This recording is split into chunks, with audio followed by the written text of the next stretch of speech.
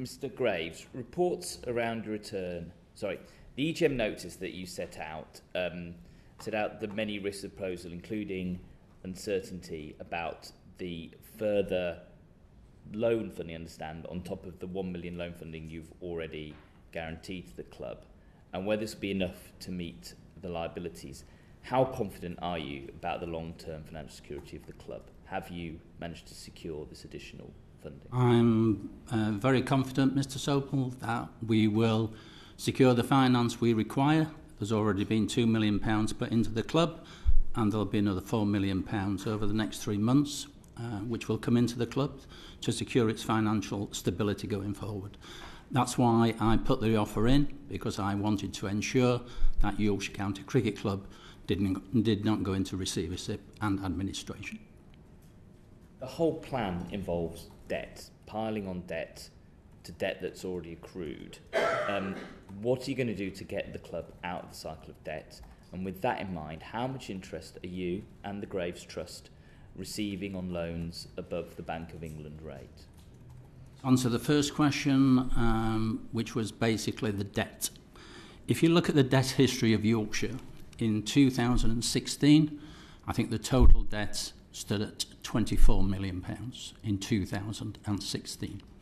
From 2016 to 2021, that business made a regular profit on an annual basis, and by 2021, it had paid its debt down to £15 million. So it was paying the debt down on a regular basis from trading profits. The other thing to remember is part of this debt is £13.5 million to actually buy the ground in 2005. So that is a big part of the debt. So people need to remember that. So from my point of view, it is a trading business that can develop profit, produce profit, and pay its debt down. Otherwise, I would not have done what I've done, because I know it can do that in the future, provided it gets the right allocation of international matches at Headingley, because that is what drives the income and the profitability. This year, as already been said, 2024, there's no test match. So when you don't have a test match at an international ground, then yes, it is always a difficult year. Regarding the interests, firstly, I'd like to reiterate regarding the Graves Trust, I have nothing to do with the Graves Trust whatsoever. It is run by independent administrators, and that's done at arm's length from me. I have nothing to do with it. All I can tell you is that the interest rate that is being charged is the same as the trust, and the club told us that, and I believe it is something like 4% over base rate. And that includes the £1 million you've just lent the club? That's on the £1 million I've just put in, and the same £1 million that Philip Hodgson has put in already. I'll return to what you said in your response to the first question to Caroline. You said that you made an offer in June and July. Then after, I think you said 6 weeks, you didn't conclude, so you withdrew the offer with an offer to come back as a sort of last resort, and then you got a phone call in November. Is that accurate? Is that accurate? Very accurate. Yeah, okay. On the 2nd of February, Simon Brunt in The Guardian reported that you had an initial offer rejected on the basis it demanded demutualisation. Is that the case? Was that part of the initial offer? No. Okay. Mr. Chathley, do you recognise this letter? Is this a letter that you've seen? Yes, I think dated the 25th of September? I have seen that letter, yes. And this letter is from Mr. Graves? That is correct, yes. Do you recognise the letter, Mr. Graves? No, I don't actually. Okay. Well, I'm going to quote from the letter. Mr. Chathley recognised it, but you don't. That's interesting. So in the letter, it says, I'll talk about the letter more at length because you say you don't recognise it. You said that Yorkshire County Cricket Club has an existing debt to CGT of £15 million. This will be there'll be a loan, a convertible loan, be used to refinance CGT debt, and the remaining £5 million will be used for working capital needed expressed by the board of Yorkshire County Cricket Club. You then say, in terms of the key terms and conditions related to the offer, YCC converting from a mutual society into a private limited company before the loan is made, or the board of YCC using all reasonable levers to effect the restructure. So you just said initially to me that you weren't seeking demutualisation. This letter then is conditional on demutualisation. Do you recognise that from the I wasn't at the board at that particular time, but I was shown that letter subsequently, yes. So are you telling me, Mr. Groves, you did not write this letter on 20th September 2020? I'm not saying that at all, Mr. Sobel. What I said, I didn't recognise the letter. The second offer I put in is different to that which I put in June, July, and which was sent. But this letter isn't from June, July. This letter is from the 25th of September. To be honest, I don't recognise that. Is that from Oakwell? It's from, yes, it's from you, but it references three people from Oakwell: Andrew Umbers, Doug Harmer, and Alex Correll. So they are my advisors. Okay. So from my point of view, what was put forward then has now changed. Has now changed.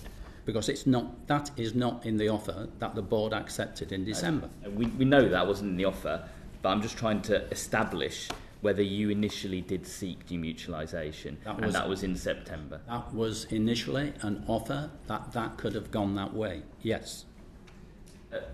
This may have been before your time, Mr. Chatterley, but what discussions did the board have about changing mutual status? We looked at every opportunity and every viable option because we had to look at demutualisation, I imagine, simply because there was a significant number of parties out there who sought to purchase the club, but it was never ever, as far as I understand, taken any seriously or any step forward, simply because we felt that that wasn't in the best interest of the members or the creditors at that particular time. And the reason being is that you cannot guarantee the outcome, because demutualisation requires the members to vote on it and accept it. And so if any board looks at, if you take this, even Yorkshire out of it, and you're looking to demutualise something, and you're basing your last final viable and putting it to them as a viable option, then that requires an outcome of members to vote on it. You can't guarantee it, and so you do not take that into account as your final viable option. Mr. Graves, in June, July or September, whichever point, did you believe that the future Yorkshire was best served being owned by you and not being owned by the members of Yorkshire County Cricket Club? No, I didn't, and I have no ambition to own Yorkshire County Cricket Club. In fact, we've got a letter which says you did. Earlier, Mr. Chatterley, we talked about, and I just want to go on this a bit more. I asked very clearly Richard Gould whether the ECB would allow Yorkshire to go into administration. He said no. One-word answer, very clear. Then you later said that you were on the verge of administration. What conversation had the ECB, and did the ECB give you the response that they gave me just now? Yeah, so we invited Richard Gould to our board meeting on the 22nd of December, and he came into the meeting about an hour and a half into the discussions, and simply to answer that very question ourselves as well. And Mr. Gould was very clear in his instruction that if the club could pursue another offer which guaranteed future of cricket at Yorkshire County Cricket Club, they would prefer that the club took that decision. The alternative, if the ECB comes into it, and we talked about Durham, for example, then we had to consider what is in the best interest of members and creditors. So let's take the scenario of Durham, for example, where the test match was taken away from them. And we heard from Mr. Graves, and it is true that counties, FCCs, rely on that income.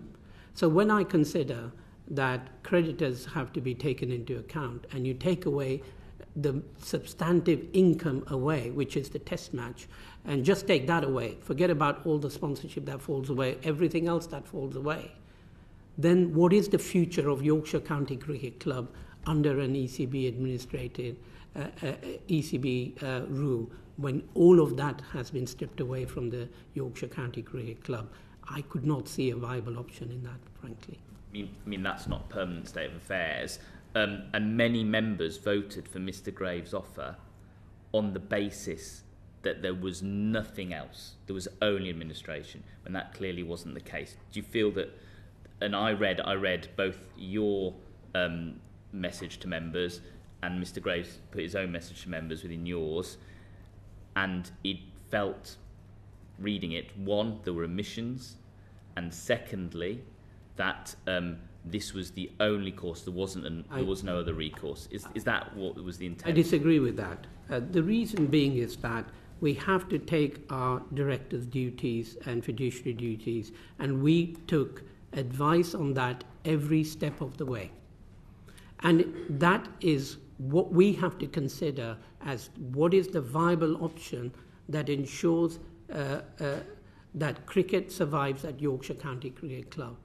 And we felt, having taken that legal advice, that Mr Graves' offer was the only viable option that secured that and ensured that the interest of creditors and members was served. And that was the decision that the board has to take. We didn't take that without advice. That was taken with legal advice.